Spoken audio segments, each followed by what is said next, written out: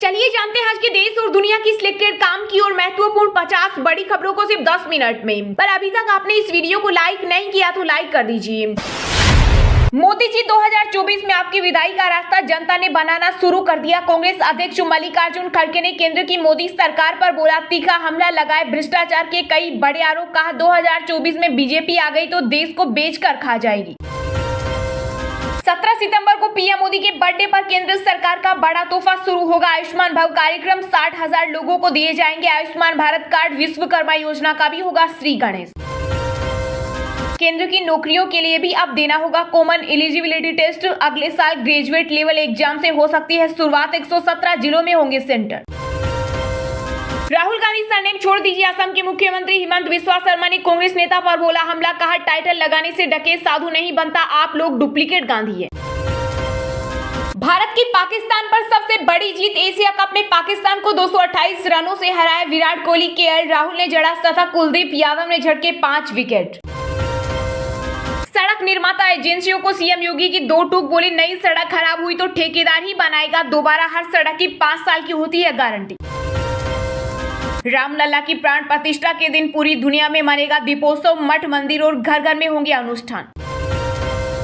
दिल्ली में इस बार भी दिवाली पर नहीं सुनाई देंगे पटाखों के शोर। केजरीवाल सरकार ने बिक्री और जलाने पर लगाया बैन। बीजेपी और जेडीएस 2024 में एक साथ लड़ेंगी लोकसभा चुनाव। पूर्व पीएम देवगौड़ा का बयान। कहा पार्टी का अस्तित्व बचाने के लिए लिया फैसला। प्रधानमंत्री नरेंद्र मोदी 14 सितंबर को चुनावी राज्यों मध्य प्रदेश, छत्तीसगढ़ का करेंगे दौरा। विश्व हिंदू परिषद के 60 साल हुए पूरे। नागपुर शोभा यात्रा में समर्थकों ने लहराई तलवारें। कांग्रेस की महासचिव प्रियंका गांधी आज जाएंगी हिमाचल। कुल्लू समेत 3 जिलों में बाढ़ प्रभावितों से मिलेगी। रिसीव करने चंडीगढ़ पहुंचे सीएम सुक्खू। सनातन धर्म पर बयान के बाद तमिलनाडु सीएम के बेटे उदयनिधि स्टालिन ने अब बीजेपी को बताया जहरीला सांप। कहा इसे देश से बाहर फेंकने की जरूरत। लोकतांत्रिक व्यवस्था में तानाशाही रवैया ठीक नहीं। केंद्रीय जांच एजेंसियों को निष्पक्षता से करना चाहिए काम। राजस्थान के सीएम अशोक गहलोत ने पीएम मोदी पर बोला हमला। बॉक्स ऑफिस पर जवान की कमाई से मचा हाहाकार। 400 करोड़ के क्लब को छूने के लिए तैयार हुई शाहरुख खान की फिल्म। मुसलमानों के कल्याण के लिए कांग्रेस से ज्यादा काम कर रही भाजपा। असम के सीएम हेमंत बिस्वा का बड़ा बयान। पशु चिकित्सा की तरह भारत सरकार की बड़ी पहल। एम्स की तरह ही दिल्ली में होगा भारतीय पशु चिकित्सा विज्ञान संस्थान। लालू प्रसाद यादव ने पत्नी राबड़ी देवी के साथ देवघर में बाबा बैजनाथ मंदिर में की पूजा अर्चना। कहीं पथराव तो कहीं जला दिए टायर। आंध्र प्रदेश के पूर्व मुख्यमंत्री चंद्रबाबू नायडू की गिरफ्तारी के विरोध में प्रदर्शन जारी। दुनिया के दिग्गजों के साथ हंसी मजाक और सेल्फी। प्रधानमंत्री नरेंद्र मोदी ने साझा की G20 की कुछ चुनिंदा तस्वीरें। कांग्रेस ने मोदी सरकार के खिलाफ लगाए भ्रष्टाचार के आरोप। कांग्रेस नेता पवन खेड़ा ने कहा जम्मू कश्मीर में हुआ 13,000 करोड़ घोटाला। एशिया कप 2023 में शाहीन बनाम कोहली का मैच में होगा मुख्य मुकाबला। विराट से लोगों को काफी उम्मीदें। पूर्व भारतीय क्रिकेटर मोहम्मद कैफ का बयान। G20 की बैठक के नतीजों ने शेयर बाजार में भरा जोश। पहली बार 20,000 के पार हुई निफ्टी। सेंसेक्स में 528 अंकों का उछाल। एक देश एक चुनाव अभियान। 5 राज्यों में चुनाव टालने का जरिया। वकील प्रशांत भूषण का बड़ा दावा। धान खरीद में बायोमेट्रिक सिस्टम की अनिवार्यता पर रोक के लिए छत्तीसगढ़ सरकार ने केंद्र को लिखा पत्र। किसानों को धान बेचने में आने वाली परेशानियों का दिया हवाला।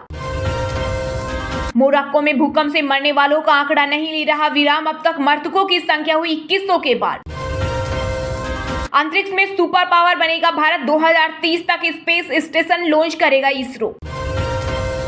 बाल विवाह में शामिल 3,000 लोगों को अगले 10 दिनों गिरफ्तार करेगी असम सरकार। सीएम हेमंत बिस्वा शर्मा ने दिया आदेश। शायद हमने सरकार को इरिटेट कर दिया। इंडिया वीएस भारत विवाद पर कांग्रेस नेता राहुल गांधी का केंद्र पर तंज। कांग्रेस अध्यक्ष मल्लिकार्जुन खड़गे ने केंद्र सरकार पर तंज कसते हुए कहा G20 की बैठक खत्म हो गई है। सरकार को अब घरेलू मुद्दों पर अपना ध्यान आकर्षित करना चाहिए। भारत और ब्रिटेन के संबंधों को बढ़ावा देगा FTA। दोनों पक्षों ने जल्द शुरू करने पर दिया जोर। भारत 2027-28 तक दुनिया की तीसरी सबसे बड़ी अर्थव्यवस्था बनेगा। IMF की गीता गोपीनाथ ने किया बड़ा दावा। CBSE की बोर्ड परीक्षा के पैटर्न में होंगे बड़े बदलाव। छात्रों को समझाने के लिए नए सैंपल पेपर जारी। सबका साथ सबका का विकास की भारत की सोच के कारण इकोनॉमिक कॉरिडोर सबको स्वीकार्य, केंद्रीय मंत्री अश्विनी वैष्णव का बड़ा बयान। भाजपा राजस्थान को बदनाम कर रही, मध्य प्रदेश में अपराध यहां से अधिक, कांग्रेस सांसद गौरव गोगोई ने दिखाया आईना। सनातन धर्म के अपमान पर क्यों नहीं बोले राहुल गांधी, बीजेपी और हिंदुत्व वाले बयान पर केंद्रीय मंत्री अनुराग ठाकुर ने किया पलटवार। वियतनाम यात्रा, चीन पर अंकुश लगाने के लिए नहीं, वैश्विक स्थिरता प्रदान करने के बारे में अमेरिका के राष्ट्रपति जो बाइडेन का बड़ा बयान। G20 सम्मेलन से रोडवेज को 3 दिन में 60 लाख का नुकसान, गाजीपुर और लोनी बॉर्डर को किया गया था बंद। पीएम मोदी ने की सऊदी क्राउन प्रिंस से मुलाकात, राष्ट्रपति भवन में दिया गया गार्ड ऑफ ऑनर। सऊदी अरब भारत का सबसे अहम साझेदार, पीएम मोदी ने कहा हमारे रिश्ते को नई दिशा और ऊर्जा मिलेगी। इंडिया का नाम बदलकर रखा जाएगा, भारत विरोध करने वाले छोड़ सकते हैं देश, बीजेपी के पूर्व राष्ट्रीय उपाध्यक्ष दिलीप घोष इंडिया गठबंधन को दी चेतावनी। बेंगलुरु में प्राइवेट ट्रांसपोर्ट्स ने वापस ली हड़ताल, परिवहन मंत्री रामलिंगा रेड्डी ने 30 से 27 मांगों पर दी सहमति। Olympic gold medalist Neeraj Chopra ने G20 के सफल आयोजन के लिए पीएम मोदी को दी बधाई। डीएमके सरकार ने मंदिरों की 5,000 करोड़ रुपए की संपत्ति वापस हासिल की, तमिलनाडु के मुख्यमंत्री एमके स्टालिन ने किया बड़ा दावा। तुर्की को गर्व होगा अगर भारत जैसा देश संयुक्त राष्ट्र सुरक्षा परिषद का स्थायी सदस्य बने, राष्ट्रपति एर्दोगन का बड़ा बयान। बंगाल सीएम ममता बनर्जी के G20 डिनर में शामिल होने पर विपक्ष नाराज, कांग्रेस नेता अधीर रंजन चौधरी ने उठाया सवाल, कहा आखिर वो कौन सी वजह थी जिसने आपको शामिल होने को मजबूर कर दिया। करीब 6,000 किलोमीटर लंबा होगा India middle east Europe economic corridor, जिसमें 3500 किलोमीटर समुद्री मार्ग होगा। पहले से 40% कम समय में यूरोप पहुंचेगा भारतीय सामान। शाहरुख इकलौते ऐसे स्टार जिसने अंडरवर्ल्ड के सामने घुटने नहीं टेके, फिल्म निर्माता संजय गुप्ता का बड़ा खुलासा। चलिए अब जानते हैं जो आम आदमी के काम की और फायदेमंद खबरें हैं उनको विस्तार से। पर इससे पहले अभी तक आपने इस वीडियो को लाइक नहीं किया तो लाइक कर दीजिए। 2024 में आपकी विदाई का रास्ता जनता ने बनाना शुरू कर दिया। कांग्रेस अध्यक्ष खड़गे ने केंद्र की मोदी सरकार पर बोला तीखा हमला, लगाए भ्रष्टाचार के कई बड़े आरोप। जी हां, कांग्रेस अध्यक्ष मल्लिकार्जुन खड़गे ने G20 शिखर सम्मेलन खत्म होने के बाद केंद्र सरकार पर सियासी हमला बोला। उन्होंने एक्स पर पोस्ट करते हुए कहा कि 2024 में आपकी विदाई का रास्ता जनता ने बनाना शुरू कर दिया है। कांग्रेस अध्यक्ष ने कहा कि अब जब G20 की बैठक खत्म हो गई है, मोदी सरकार को घरेलू मुद्दों पर अपना ध्यान आकर्षित करना चाहिए। इस दौरान उन्होंने बढ़ती महंगाई और बेरोजगारी का भी जिक्र किया। कांग्रेस नेता ने कहा कि अगस्त में एक सामान्य खाने की थाली का दाम 24% बढ़ गया है। वहीं देश में बेरोजगारी दर 8% हो गई है। युवाओं का भविष्य अंधकारमय है। कांग्रेस अध्यक्ष खड़गे ने सरकार पर भ्रष्टाचार का आरोप लगाते हुए कहा कि मोदी सरकार के कुशासन में भ्रष्टाचार की बाढ़ आ गई है। कई रिपोर्टों में बीजेपी की पोल खोली है। जम्मू कश्मीर में 13,000 करोड़ रुपए का जल जीवन घोटाला सामने आया है, जिसमें एक दलित IAS अधिकारी को इसलिए प्रताड़ित किया क्योंकि उन्होंने भ्रष्टाचार उजागर कर दिया। खड़गे ने कहा कि प्रधानमंत्री के पारामित्र की लूट हाल ही में फिर सामने आई है। आरबीआई के पूर्व डिप्टी गवर्नर विरल आचार्य ने 2019 चुनाव के पहले आरबीआई के खजाने से मोदी सरकार को 3 लाख करोड़ ट्रांसफर करने के सरकारी दबाव का विरोध किया था। यह खुलासा अब सामने आया है। कांग्रेस अध्यक्ष खड़गे ने कहा कि इन सब के बीच मोदी जी सच्चाई पर पर्दा डालने की पुरजोर कोशिश कर रहे हैं, पर जनता मोदी सरकार के ध्यान भटकाने वाले मुद्दे के बजाय सच सुनना और देखना चाहती है। कांग्रेस नेता ने कहा कि मोदी सरकार ध्यान लगाकर यह सुन ले कि 2024 में आपकी विदाई का रास्ता जनता ने बनाना शुरू कर दिया है।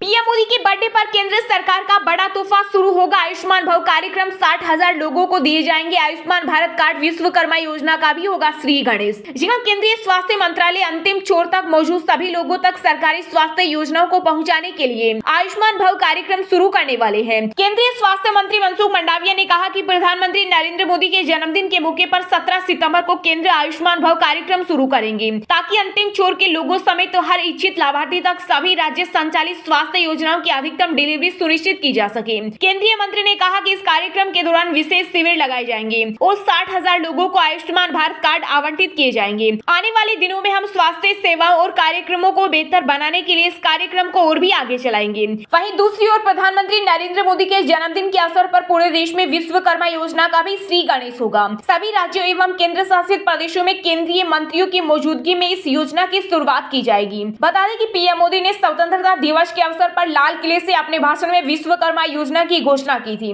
विश्वकर्मा योजना के शुभारंभ के अवसर पर 70 स्थानों पर 70 मंत्री मौजूद रहेंगे। इस योजना के तहत अगले 5 वर्षों में 13,000 करोड़ रुपए खर्च किए जाएंगे। यह योजना समाज के निचले स्तर के कामगारों के कल्याण के लिए लाई गई है। इस योजना के तहत मोची, धोबी, बढ़ई आदि के पहले चरण में 5% की दर से 1 लाख रुपए एवं दूसरे चरण में 2 लाख रुपए का कर्ज दिया जाएगा। प्रधानमंत्री विश्वकर्मा योजना के तहत शिल्पकारों एवं कामगारों को प्रशिक्षण भी दिया जाएगा। इसके साथ ही प्रशिक्षण लेने वालों को हर दिन 500 रुपए की मानदेय राशि भी दी जाएगी।